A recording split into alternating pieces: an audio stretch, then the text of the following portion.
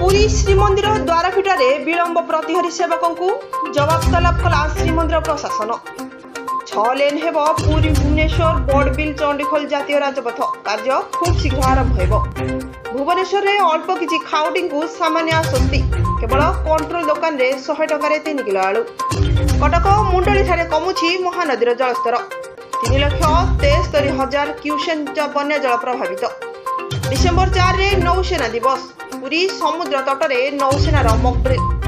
नुआ सरकार नजर में कमिशनरेट पुलिस अधिकारी 5 वर्षरू अधिक थिले ट्विन सिटी विदा हेबे।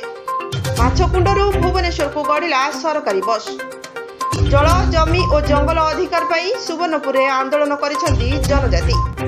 डेंगू ज्वर में थरुछंती रोगी आक्रांतक संख्या 1500 पार। राजधानी में 379 रोगी चिन्हट।